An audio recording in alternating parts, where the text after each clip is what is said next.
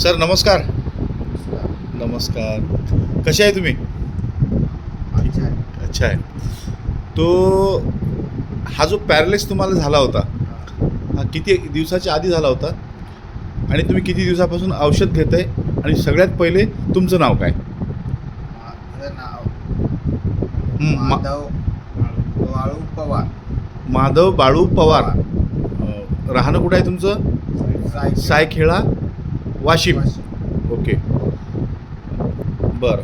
ते तुम्हाला पॅरालिस होऊन किती दिवस झाले होते? 5 वर्ष. 5 वर्ष. बरं. तर आता तुम्हाला मी औषध किती दिवसापासून देतो आहे?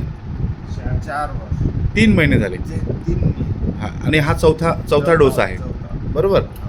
आता या 3 महिन्यामध्ये तुम्हाला किती आराम पडला? तुमचा हात पहिले वर जात होता का? आता किती वर जातो? करून दाखवा एक वेळा.